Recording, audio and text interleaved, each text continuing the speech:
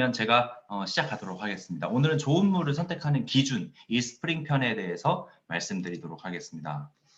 네, 우리 몸의 약 70%를 차지하는 만큼 생명과도 직결되는 중요한 존재이죠. 바로 물입니다. 아이 같은 경우에 90% 정도 차지한다고 합니다. 물 섭취는 신장을 통해서 노폐물을 배출할 때도 사용되고요. 몸속 수분 중 10%만 손실돼도 사망할 수 있는 사실, 그게 바로 우리 몸에 물이 얼마나 중요한지를 알 수 있는 그런 사실입니다. 자, 물 섭취의 장점을 보면요. 첫 번째, 노화 방지로 충분한 수분 보충을 하지 않을 경우 피부가 푸석해지고 주름이 더 잘 생기고요. 매일 잘 섭취했을 경우 피부 속 수분이 유지되어서 노화를 예방할 수 있는 것이 바로 물입니다. 그리고 두 번째로 해독작용 및 변비 예방으로 노폐물 배출이 원활하지 않게 되고요. 그리고 장에 수분이 부족해서 쉽게 변비에 걸릴 수 있습니다.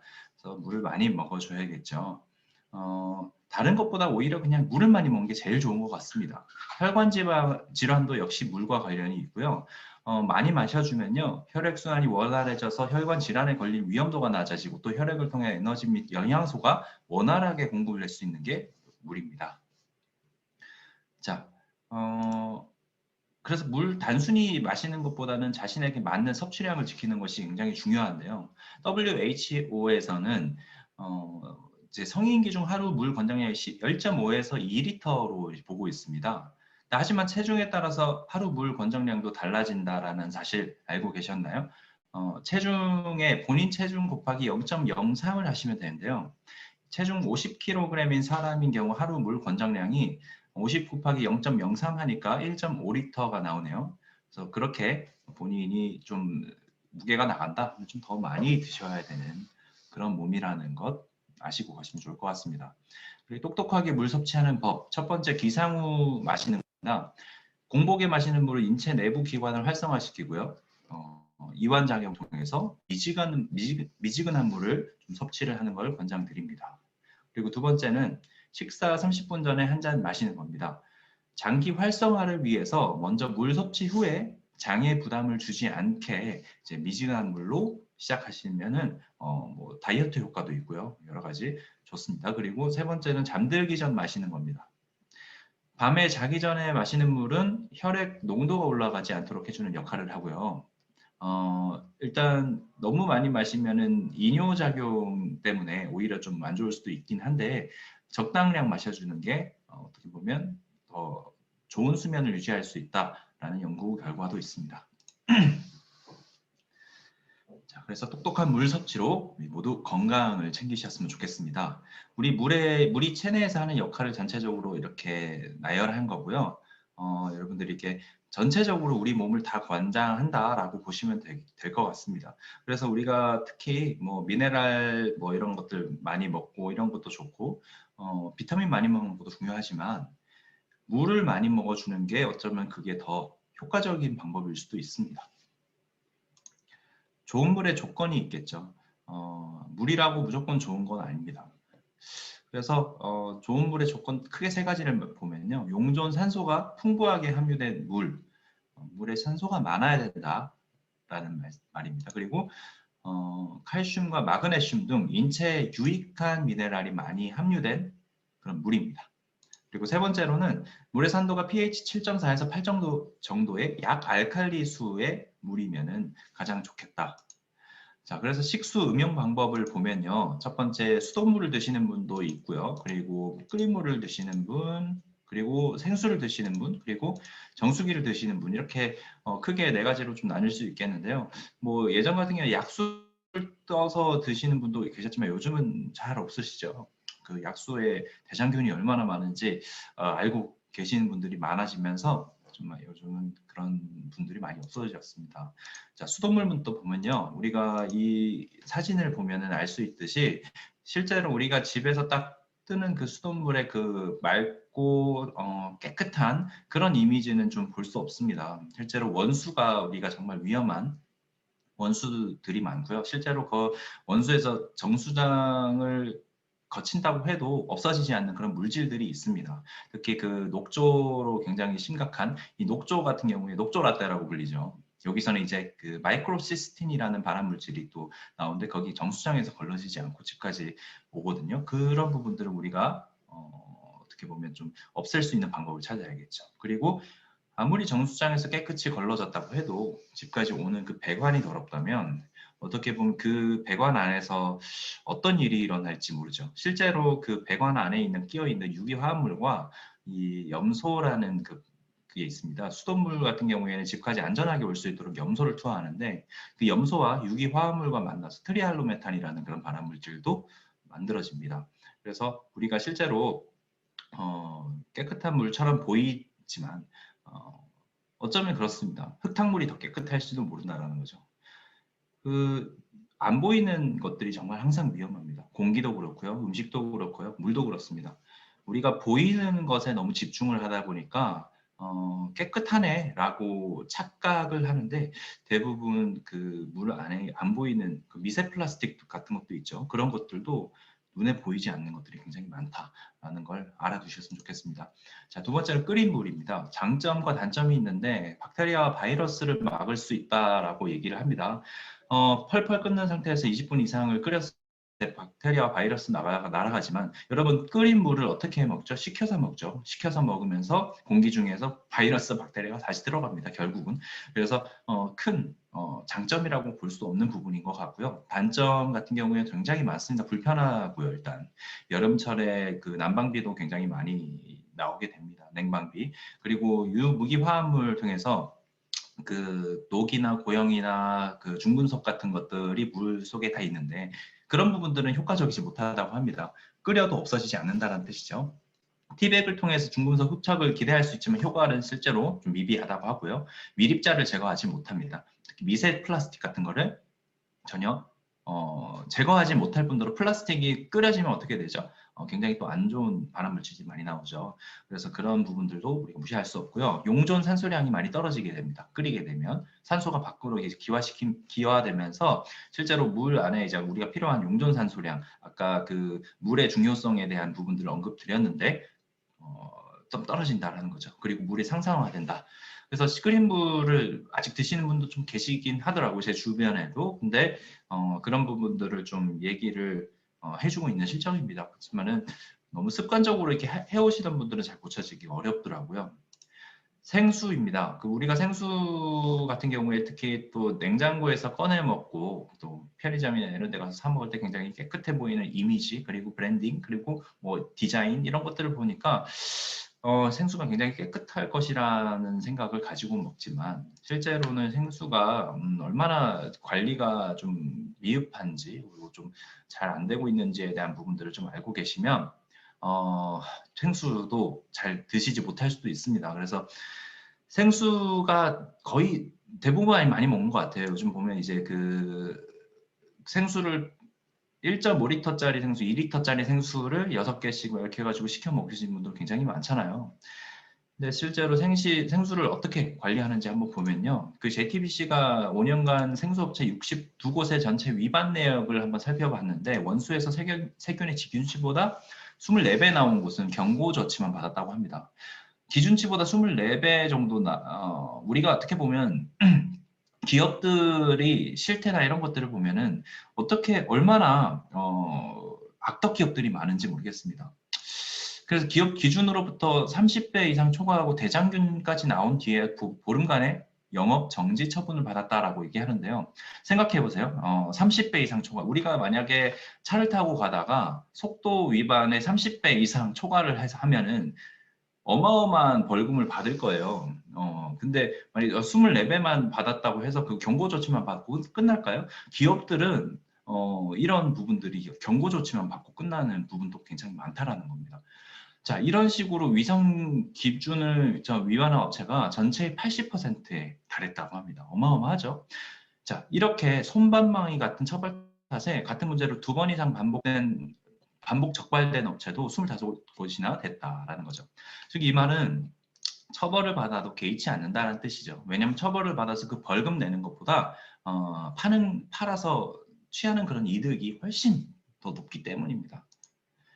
자, 그래서 우리가 생수를 지금 좀 알아봤는데 그럼 생수와 수돗물 과연 뭐가 더 깨끗할까? 뭐가 더 더러울까? 이런 것들을 좀 이렇게 생각해 보신 적 있으신가요? 당연히 생수가 깨끗하겠지라고 생각하시는 분들도 많고, 뭐 수돗물 요즘 너무 좋다라고 생각하시는 분도 계실 겁니다. 의외의 결과라고 이렇게 기사에 난 게 있습니다. 페트병의 원재료죠. 그 플라스틱 같이 이렇게 감싸고 있는 그게 바로 PET 물질입니다. 펫 물질을 제조하기 위해서 그 전구체로 프탈레이트 물질이 필요한데요. 그 프탈레이트 물질이 생수에 영향을 주는지 알아보기 위해서 여러 브랜드 생수를 조사했고, 그 페트병에 담긴 생수에서 유리병에 담긴 생수에 비해 최소 12배 이상 높은 농도의 프탈레이트 물질이 발견됐다고 합니다. 자, 뿐만 아니라 대부분의 생수에서 염소가 발견됐다고 합니다. 수돗물과 비슷한 수준으로 검출되었다고 하고요. 게다가 생수에서는 소독의 부산물로 생기는 더 유해한 화학물질들, 트리알로메탄이라는 거 아까 말씀드렸습니다. 염소랑 그 유해화물이랑 같이 만나면 발생되는 트리할로메탄이라고 말씀드렸던 그 부분, 그리고 안티몬, 금속 중에 하나고 바람 가는 물질이라고 하고요. 불소, 카페인, 그리고 아세트아미노펜, 이건 뭐냐면 이제 타이레놀의 원료예요. 우리가 약 같은 거 함부로 버리면 안 되는 거 아시고 계시죠? 아직도 모르는 분도 많으실 거예요. 약 안 먹는다고 해서 그냥 아무 때나 그 쓰레기통에 버리면 그게 결국 땅으로 가서 물로 가고 하수로 빠지면서 우리가 먹는 물로 다시 돌아옵니다. 즉 물 안에는 정말 많은 약 성분들이 들어가 있어요. 그런 것뿐만 아니라 생수에도 이게 발견됐다라는 건 정말 엄청난 사건 아니었을까요? 근데 우리가 아직 대부분이 모르고 있다는 것. 이건 어떻게 보면은 우리가 너무 조금은 억울한 부분이 아닌가, 저는 그렇게 생각을 합니다. 그래서 조금 더 지식을 우리가 지식 수준을 높이고 기준치를 높이는 것이 나와 내 가족을 위한 굉장히 좀 옳은 선택을 할 수 있는 부분인 것 같아요. 실제로 그래서 그 실상 우리나라 생수 규제 기준을 보면은 수돗물과 거의 다르지 않다고 하고요. 최근 프리미엄 생수를 표방한 해양심충수라든가 탄산수, 빙하수 등 굉장히 많죠. 되게 좋아 보이잖아요. 근데 생수가 수돗물보다 더 안전하다고 생각하는 기준은 없어요, 실제로. 때문에 원수가 아무리 깨끗하다고 해도 페트병에 감겨서 운송되는 과정에서 여러 종류의 인공 화합물들이 생수 속으로 스며들어서 결국은 수돗물보다 건강에 유해한 결과를 낳을 가능성도 있다는 것입니다. 제가 말을 좀 빠르게 하다 보니까 말 좀 실수를 하는데 이해 부탁드리겠습니다. 우리 이런 유통 과정들을 좀 보셨을 거예요. 생수를 많이 싣고 이렇게 가는 트럭들을 많이 저는 봤는데요. 이렇게 보면 결국은 이 햇빛에 노출되고 던지고 이러다 보면 페트병에 그런 많은 성분들이 좀 물속에 퍼지는 부분들을 실제로 연구 결과도 있고, 이런 영상 한번 보시겠습니다. 서울의 한 도매시장. 대부분의 도매상들이 생수를 밖에 쌓아두고 있습니다. 도로 옆에도 생수가 놓여 있습니다. 다른 데로 팔려가기까지 이 생수들은 얼마나 여기에 있는 걸까? 밖에 쌓아놓은 생수를 살펴보는데 물 안에 기포가 가득 차 있습니다.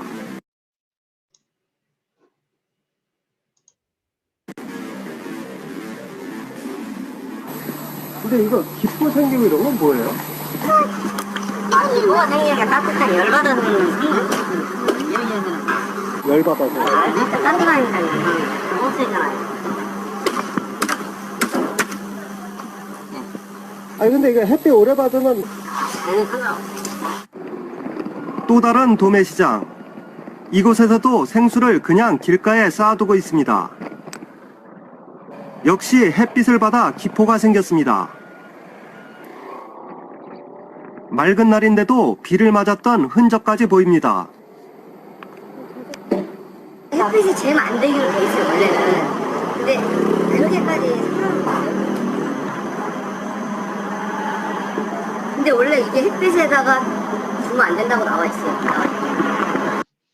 자, 여러분 보셨다시피 햇빛에 원래 두면 안 되긴 해요. 어떤 업체는 햇빛에 전혀 상관없어요 라고 얘기하는데, 실제로는 햇빛에 두면 안 된다라고 하는 그런 규정이 있습니다. 근데 그죠, 다들 이런 부분들을 좀 지키지 않고 있는 실정이고 대부분의 업체가 그럴 것입니다. 특히 세균 같은 경우에는 따자마자 발생하는 그런 박테리아와 바이러스, 그런 세균 수들이 굉장히 높아지거든요. 이건 좀 빨리 지나갈게요. 그래서 하루 뒤 보면은 42,000마리까지 번진다고 합니다. 특히 그 1.5리터, 2리터짜리 이렇게 드시는 분들은 따고 거의 뭐 한 번에 다 드시지 않으시죠? 그래서 좀 온도가 높아질 경우에 특히 뭐 100만 마리까지도 증식되는데 4, 5시간이면은 된다고 합니다. 그래서 우리는 정수기를 좀 해야 된다라는 그 추천을 좀 드리고 싶은데, 일단은 정수기, 저수조 방식과 직수 방식이 있습니다. 저수조 방식은 쉽게 말씀드려서 그 역삼투압 방식이라고 하죠. 그래서 수조가 있는 방식이라는 거죠. 그래서 수조가 그 안에 있고 그 수조에 물이 담기면은 그 물을 담겨 있는 물을 우리가 먹는 방식이고요. 두 번째는 직수 방식이에요. 직수 방식 같은 경우에는 그냥 바로 흐르는 물을 바로 정수해서 먹는 방식이죠. 그게 우리 직수가 좀 좋은 이유가 이제 뭐 변기도 그렇고요. 변기도 좀 좋은 변기는 직수 방식을 사용하고요. 비데 같은 경우에도 좋은 것들은 또 직수 방식을 사용합니다. 그만큼 직수 방식이 좋은데 진입 장벽이 좀 낮아요. 왜냐면 그냥 흐르는 물을 거르는 거라서 일반 예를 들어 뭐 티백 같은 필터를 갖다 넣어놔도 필터라고 할 수 있거든요. 그래서 어떤 필터를 쓰느냐가 정말 중요한 게 바로 직수 방식이고요. 저수조 방식 같은 경우에 조금 깐깐하게 거르는 물입니다. 뒤에 설명드리도록 하겠습니다. 일단 기타 이온수기부터 한번 말씀드려 볼게요. 이온수기 같은 경우에 알칼리 이온수기 같은 경우 의료기로 됩니다. 그래서 식약청에서 허가를 받아서 정수 능력에서는 검증된 바가 없는 2005년 2월 23일 SBS 8시 뉴스에 알칼리수가 만병통치약이란 과대 광고를 적발한다라는 그 보도를 했고요. 알칼리수로 당뇨나 고혈압을 예방한다라고 해서 많은 분들이 드셨는데 실제로 그런 메커니즘은 규명된 바가 없고요. 실제로 몸 편안하다고 합니다. 먹으면 되게 좀 먹었을 때 속이 편안한데 그걸 계속 먹으면 위가 알칼리에 적응하기 위해서 위산 과다를 자꾸 일으킨다고 합니다. 결국 위궤양을 유발할 수 있다. 건강 때문에 먹었지만 그게 어떻게 보면 위궤양을 일으킬 수 있는 그런 부분이니 잠깐만 먹는 거 이런 것들은 괜찮겠지만 계속 지속적으로 먹을 수 있는 그런 물은 아니다라는 말씀 좀 드리고 싶습니다. 자, 그리고 역삼투압 방식 정수기입니다. 이게 이제 우리나라 거의 많은 분들이 거의 80% 분들이 이 정수기를 쓰고 있어요. 예전부터 우리가 일본에서 들어온 정수기, 그 의료 정수기, 증류수를 만드는 방식의 그런 정수기를 우리나라 한국에서 들어와서 상업화시킨 그런 정수기입니다. 그래서 역삼투압식 방식이 이게 굉장히 시장 주조를 하면서 깐깐한 물이라는 말 때문에 굉장히 사람들이 좋아했어요. 실제로 깐깐한 물이기도 합니다. 정말 다 걸러버리거든요. 그래서 뭐가 문제가 됐을까요? 깨끗한 물 하면 정수기라는 그런 어떻게 보면 사람들이 그렇게 인식을 하고 있죠. 역삼투압류 깨끗하니까요 라고 하시는 있고 실제로 정수기 업체 관계자도 이렇게 중금속까지 걸러주는 제품이다. 걱정하지 마세요. 라고 얘기합니다. 실제로 중금속 걸러줍니다. 자, 어떤 방식이냐? 이거 압을 통해서 이런 멤브레인이라는 정말 미세한 그런 필터를 통과시켜서 저수조에 담기는 구조예요. 그래서 멤브레인이 너무 작은 구멍이기 때문에 물이 한 방울, 두 방울씩 탁 나오는 거죠. 그렇게 하다 보니까 물을 바로 직수로 먹기에는 어려운 구조입니다. 물이 겨우 저수조에 먼저 담겨 있어야 그 저수조에 담긴 물을 먹어야 되기 때문이죠. 그렇기 때문에 보니까 버려지는 물이 되게 많아요. 압 때문에 그냥 흐르는 물 중에 일부만 그 저수조에 담기게 돼 있기 때문입니다. 근데 역삼투압 방식 정수기가 사람 잡는다라는 그런 책이 나옵니다. 실제로 산성수라고 하는 이게 왜 산성수가 됐냐? 미네랄이나 이런 것들을 다 걸러보기 때문에 실제로 증류수 방식이 돼서 의료기기나 이런 데 쓰는 그런 방식의 물이 돼버리는 거죠. 그래서 산성수가 되어서 20년이 흘렀어요. 그래서 국민건강 적신호가 켜졌다. 이렇게 해서 방송에도 나왔습니다. 미네랄이 부족한 이 산성수를 역삼투압 방식 정수기를 계속 장복 시 심혈관 질환 사망률이 미국도 그렇고 영국도 그렇고 굉장히 많이 높아졌다. 영국 같은 경우 40% 높아졌다는 게 연구 결과도 있죠. 유해 물질을 완벽하게 제거하다 보니까 우리 몸에 꼭 필요한 미네랄까지 제거한다는 게 함정이죠. 이것만 기억하세요, 여러분. 역삼투압 방식 정수기는 미네랄까지 제거한다. 다른 거 더 필요 없습니다. 이것만 딱 기억하시면 돼요. 그래서 미네랄이 없어진 물은 결국 산성화가 되고요. 공기 중 이산화탄소를 흡수시키고 물의 산성화를 가속시킨다. 그래서 역삼투압 방식이 산성비보다 산도가 높다는 그런 결과도 있습니다. 실제로 80년대부터 이 정수기가 공급된 이후부터 국내 암 발병률이 급상승했다는 그런 연구 결과도 있고요.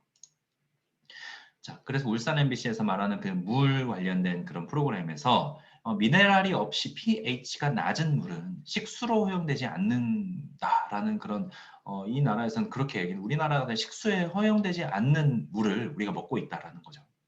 너무 상업화가 많이 되었어요. 그래서 이제 요즘은 뭐라고 하죠? 직수다, 직수. 우리도 직수, 우리도 이런 얘기가 이제야 나오기 시작합니다. 많은 직수 정수기가 많이 나오는데 아까도 말씀드렸듯이 진입 장벽이 좀 낮다고 말씀드렸죠. 필터를 어떤 걸 쓰냐에 따라서 좀 많이 달라질 수 있는 게 바로 직수 정수기입니다. 자, 아까 말씀드렸듯이 이런 부분들을 좀 넘어가고요. 직수 방식의 단점이 있습니다. 직수 방식으로 덜러진 물은 입자가 작은 바이러스와 박테리아를 걸러주지 못할 수 있다는 거죠. 자, 이 부분 어떻게 보나 한번 보여드릴게요. 자, 어떤 업체에서는 이렇게 광고를 합니다. 직수를 더 깨끗하고 신선하게 즐길 수 있는 프리미엄 직수 정수기를 원해요 라는 광고를 하더라고요. 시루 필터라는 그런 필터를 사용하던데 요 코땡땡이라는 그런 기업입니다. 이 기업은 직수를 만들었는데 좀 신기한 게 뭐냐면 역삼투압 필터를 개량해서 좀 더 그 아까 말씀드렸던 찔끔찔끔 나오는 그 부분을 개량해서 더 기술이 발전된 거죠. 그래서 더 깐깐한 물을 빠르게 공급한다는 뜻이에요. 여기서 지금 압축돼서 제가 말씀드리겠습니다. 머리카락 수만 분의 1 이온 물질까지 제거하는 높은 여과 능력을 보여주는 역삼투압 방식의 필터다 하는 건데 아까 말씀드렸듯이 역삼투압 방식 뭐가 없다 했죠? 미네랄이 없다고 했죠. 그 미네랄이 없는 물은 산성물이라고 했죠. 산성물은 암 발병률을 높인다고 그랬죠. 마찬가지로 이거는 건강함보다는 편리함에 좀 더 초점 맞춰진 그런 물이라는 거죠. 직수 방식이라고 다 같은 직수 방식이 아니다라는 걸 꼭 기억하셨으면 좋겠습니다. 그리고 또 뭐 엘땡이라는 기업에서는 이렇게 그 직수 방식을 통해서 중공사막 필터라는 것들을 활용해서 하는 건데 특히 그 이런 호수가 굉장히 깁니다. 안쪽에서 정말 길어서 특히 그 직수인데도 따뜻한 물과 찬물이 같이 나와요. 그러니까 사람들이 많이 찾게 되겠죠. 왜 우리는 그런 걸 만들지 못하냐? 아닙니다. 만들 수 있는데 안 만든 겁니다. 왜냐하면요. 이런 것들이 호수관을 굉장히 길게 해서 그 안에서 순간 냉수를 만들어서 나오는 건데 즉 이거는 뭐냐면 결국 필터를 거쳐서 그 냉수 시스템을 거치는데 결국 저만큼 물을 다 먹지 않으면은 결국 필터를 거친 다음에 오염되기 쉬운 물이 저 안에 갇혀 있다는 뜻이죠. 결국 저수조 방식이랑 크게 다를 바가 없다라는 거죠. 그래서 NSF라고 하는 그 인증 센터가 있습니다. 거기서 요구하는 안전 인증에서 필터가 걸러지고부터 우리가 먹기까지의 그 호수가 짧으면 짧을수록 좋다라고 얘기를 하는데 실제로 너무 길죠. 이 호수가. 안전 인증과는 거리가 먼 정수 방식이다라고 생각하시면 될 것 같습니다. 그래서 이 중국 사막 방식 필터를 알아보면은 수천 수만 개의 가느다란 실들 사이로 물이 통과하는 정수되는 방식이고요. 미네랄이 풍부합니다. 이거는. 근데 사용할수록 실 사이로 물이 수로를 만들어요. 여러분 계곡 가시면 물이 흐르는 곳만 흐르죠? 왜 전체로 다 안 흐르고 흐르는 곳으로 만들까요? 물이 스스로 길을 만들어서 그 길로 계속 가기 때문이에요. 마찬가지로 이 실 사이로 왔다 갔다 하는 그 이 실 사이로 물이 스스로 수로를 만들어 버려서 그 안에서 실제로 뭐 이렇게 중금속이 많은 것들을 걸러주지 못하고 통째로 물이 나오는 그런 성능이 급격하게 저하되는 게 바로 중공사막 방식의 필터입니다. 필터 교체는 실제로 매뉴얼에 적힌 기간보다 자주 갈아줘야 합니다. 자, 이스프링 정수기, 저희 정수기를 이제 소개를 좀 해드릴 텐데요. 자, 정말 이제 집중하셔야 됩니다, 여러분. 세계 75개 연구소에서 1000여 명의 과학자 및 영양학자를 보유한 아메이가 30년간 연구해서 개발한 정수기가 바로 이스프링 정수기거든요. 미국에 특허 등록한 압축 활성탄 필터를 사용한 직수형 정수기예요. 좀 전에 사용했던 역삼투압 그리고 중공삼압 뭐 이런 방식과는 좀 다르죠. 활성탄 필터인데요. 세계 최초로 NSF를 인증받은 필터다라고 보시면 됩니다. 빈틈없이 걸러내내 영양을 남겨둘 수는 없을까라는 그런 고민을 시작했고요. 압축 카본 필터가 그런 부분을 해결할 수 있었다라는 거죠. 중금속을 포함한 140가지 이상의 유해 물질을 다 제거한다라고 해서 NSF 인증을 받았습니다. 물속에 녹아있는 의약품도 다 제거를 하고요. 그리고 마그네슘, 칼슘 등 몸에 좋은 영양소와 미네랄은 다 보호하고요. 그런 정수기가 바로 이스프링이고요. 듀얼 액션이라고 해서 이제 여과 작용도 하면서 흡착 작용까지 같이 해버립니다. 그래서 듀얼 액션 시스템을 적용시킨 게 바로 이스프링입니다.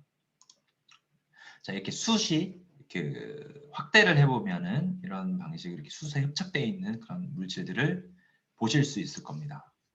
이스프링 비하인드 스토리 영상을 Y 한번 볼게요. 1편 압축 카본 필터. 유해 물질을 걸어는 필터가 더 촘촘해질수록 이로운 미네랄까지 걸러낼 수 있습니다. 이는 몸에 좋은 성분도 나쁜 성분도 모두 걸러낼 수 있는 것이죠. 그래서 이스프링은 유해 물질은 거르고 몸에 좋은 미네랄은 남길 수 없을까 고민했습니다. 이스프링은 코코넛 껍질에서 얻은 탄소를 사용하여 0.2 마이크로미터 크기의 작은 입자까지 걸러낼 수 있는 압축 카본 필터를 개발했습니다. 이것은 압축 카본 필터의 구조를 이해하기 쉽게 만든 모형입니다. 이 모형에 미네랄과 크고 작은 오염물질이 섞인 물을 통과시켜 보겠습니다. 이스프링 압축 카본 필터는 물속 미네랄은 지켜내고 압축된 탄소 입자 사이의 구멍보다 큰 유해 입자는 통과하기 전에 걸러냅니다. 구멍보다 작은 유기 오염물질, 중금속 등은 탄소 입자에 붙어 걸러지죠. 이게 바로 유해 물질은 거리고 미네랄은 지켜내는 압축 카본 필터의 듀얼 액션입니다. 좋은 물, 이스프링. 네, 이스프링의 압축 카본 필터에 대해서 말씀드렸습니다. 이게 바로 이제 특허받은 압축 기술이고요. 잠실 야구장 면적의 약 16배의 표면적을 가진 활성탄을 압축시킨 거죠. 어마어마한 크기죠. 그래서 0.2 마이크로미터의 크기의 밀입자 유해 성분을 걸러내고요. 동시에 유기화학 물질과의 흡착 작용을 통해서 미네랄은 지키고 유해 물질은 필터링하는 그런 기술을 가지고 있다는 거죠. 자, 과부라 화합물에 대해서 혹시 얘기 들어보셨나 모르겠습니다. 이게 그 영화에도 한번 나왔던 얘기인데요. 아웃도어 제품이랑 아니면 종이컵, 프라이팬, 밥솥 이런 것들 코팅하는 그런 물질입니다. 그래서 이런 분해되지 잘 않아요, 이 물질이. 그래서 실제로 물에도 많이 발견이 되는데 환경에 노출되면 수백 년간 남게 되는 물질이에요. 실제로 이게 생식 기능을 저하시키고 암 유발하는 그런 물질이라고 합니다. 신생아가 과부라물에 노출된 경우에는 성호르몬을 교란해서 여아에게는 성조숙증이나 불임, 정자수 감소, 무정자증까지 유발할 수 있는 그런 정말 나쁜 물질인데요. 실제로 이 비만도 연관이 돼 있다고 합니다. 우리 사회가 계속 비만율이 증가하고 있고 실제로 2030년인가요? 이제 앞으로 못 먹는 인구보다 비만 인구가 더 높아지는 그런 때가 온다고 합니다. 그래서 그만큼 비만 인구가 계속 증가하고 있다고 하는데요. 그게 어떻게 보면 한 일조를 하는지도 모르겠습니다.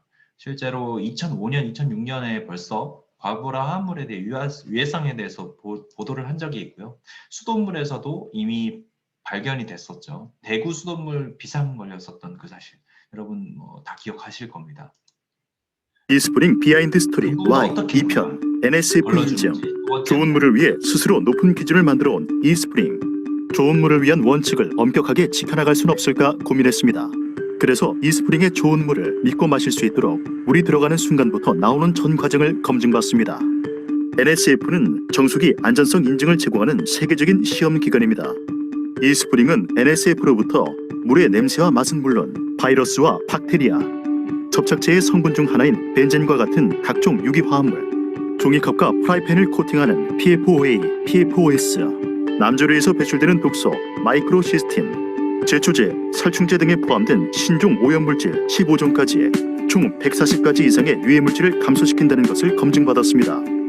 여기서 그치지 않고 매년 NSF의 철저한 3단계 검증을 다시 받아 엄격한 기준을 지켜나가고 있습니다. 좋은 물, 이스프링. 자, 방금 말씀드렸던 그런 PFOA나 PFOS 그런 물질도 다 걸러준다는 영상, 이런 공식적인 영상에서 확인하실 수 있고요. 남조류 독소, 아까 말씀드렸던 그 녹조라떼에 나온 마이크로시스틴 그런 물질도 모두 걸러주고, 제초제, 뭐 살충제, 항생제 이런 물질들이 전부 다 이제 물 속에 녹아 있는데 그런 것까지 다 걸러준다. 어디서 인증했냐? 바로 NSF에서 인증을 했죠. NSF가 바로 독립적인 제3의 기관이고요. 이게 어떻게 보면 전 세계에서 미국 같은 경우에 NSF 인증이 국가에서 인증을 받는 그런 기관이기도 합니다. 실제로 굉장히 신뢰할 수 있는 곳이죠. 어떤 항목을 공인받았는지가 되게 중요하고요. 4가지 항목을 다 인증받았습니다. 이거는 뭐 4가지 항목을 모두 인증받은 정수기는 제가 알기로는 이스프링밖에 없습니다. 그래서 혹시 여러분 NSF 인증이 4가지 항목 모두 다 받은 정수기가 또 있다면 저한테 한번 알려주시면 감사하겠습니다. 한 번도 본 적이 없어요. 이스프링 비하인드 스토리 Y 3편 UV 램프. 물속의 세균 한 마리는 개체수가 순식간에 기하급수적으로 늘어납니다. 아무리 정수된 물일지라도 세균에 노출된 상태로 두면 쉽게 오염될 수 있죠. 그래서 이스프링은 세균 걱정 없이 물을 마실 순 없을까 고민했습니다. 이스프링은 흐르는 물을 바로 정수하는 직수 방식에 UV 램프까지 더하여 세균을 비활성화합니다. 바이러스, 박테리아 99.99% 비활성화 성능을 NSF에서 인증받아 더 믿을 수 있죠. 직수 방식에서 만족하지 않고 마시기 직전에 UV 램프로 한 번 더. 좋은 물에 대한 이스프링만의 고집입니다. 좋은 물, 이스프링. 자, 그 박테리아와 바이러스에 취약할 수 있다라는 그런 단점, 아까 직수 방식의 단점이라고 말씀드렸습니다. 직수 방식에서 만족하지 않고 UV 램프까지 달아서 바이러스, 박테리아를 99.95% 비활성화시키는 게 바로 이스프링 정수기다라고 생각하시면 돼요.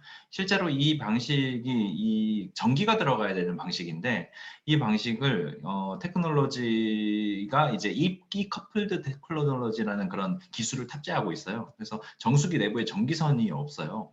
이 방식이 이스프링에는 정수기를 어떻게 잘 만들까를 고민해서 만들어낸 이 방식이 글로벌 IT 기업들이 다양하게 다 활용하고 있어요. 그래서 이게 떨어져 있어도 무선 충전하는 방식 있죠. 그 삼성이나 뭐 애플이나 무선 충전 방식이나 이런 것들 국제 표준을 아메이가 가지고 있습니다. 대단하죠. 여기 그 기사한 내용인데요. 다소 의외지만 무선 배터리 충전 원천 기술도 아메이가 정수 기술을 연구하다 특허 출원한 것이라는 그런 기사 내용 중에 하나 발췌해 왔습니다. 실제로 가격은 어떻게 되냐? 1일 평균 비용이 1,162원, 초기 구매 비용이 이제 105만 원인데요. 전체적으로 5년을 생각했을 때 이 비용이고요. 1리터당 평균 비용은 83.28원 정도 된다라고 하면 됩니다. 이 전기요금은 이 정도 나오고요. 그래서 제가 한번 쭉 비교를 한 표가 있습니다. 이 표를 한번 보시면서 여러분 비교를 해보시면 가장 좋은 비교를 해보실 수 있을 것 같아요. 생수 5년 비용이랑 렌탈 5년 비용이나 이런 것도 비교해 봤을 때 이스프링 정수기를 사용했을 때 훨씬 더 좋은 비용으로 좋은 물을 드실 수 있다라는 것을 확인할 수 있습니다. 자, 이거 넘어가고요. 실제로 그 이스프링이 미네랄이 있는 정수기와 미네랄이 없는 역삼투압 방식의 정수기로 똑같은 그 식물을 이렇게 물을 주고 했을 때 1일, 2일, 3일, 4일차 이렇게 똑같이 가도 7일차 보시면은 식물이 한쪽은 죽어 있고 한쪽은 완전히 살아난 그런 모습을 보실 수 있습니다. 그만큼 또 직접 해보시면 됩니다. 이거는 좀 의심쩍다 그러시면 양파, 고구마 이런 것들 한번 키워보시면 바로 답이 나올 것 같아요. 어떤 곳은 이렇게 저희 의원에서는 아메이 정수기물을 사용합니다. 안심하고 드세요 하는 그런 곳도 있었어요. 자, 마지막 사진입니다. 태국에서 예전에 그 홍수가 크게 난 적이 있었는데 마실 물이 없어서 이 부분을 어떻게 해결할까 정부 차원에서 이렇게 한 방식의 이스프링 정수기를 직수 방식으로 걸러서 사람들한테 공급하는 그런 장면입니다. 정말 이런 직수 방식으로 믿을 수 있는 정수기가 이스프링이라는 것을 여기서 정부에서도 인정을 한 꼴이 된 거죠. 그래서 많은 사람들이 식수를 잘 공급받고 많은 이재민 수재민들이 이렇게 정부 지원을 받았다고 합니다. 근데 이스프링이 그 가운데에 있었다, 중심에 있었다.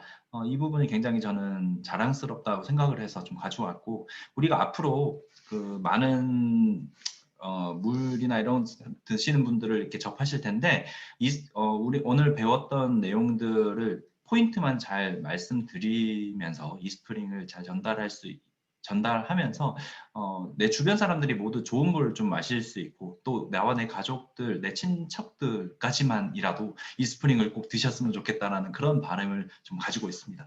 많은 분들이 꼭 이스프링을 먹을 수 있기까지 큰 박수로 마무리하도록 하겠습니다. 감사합니다.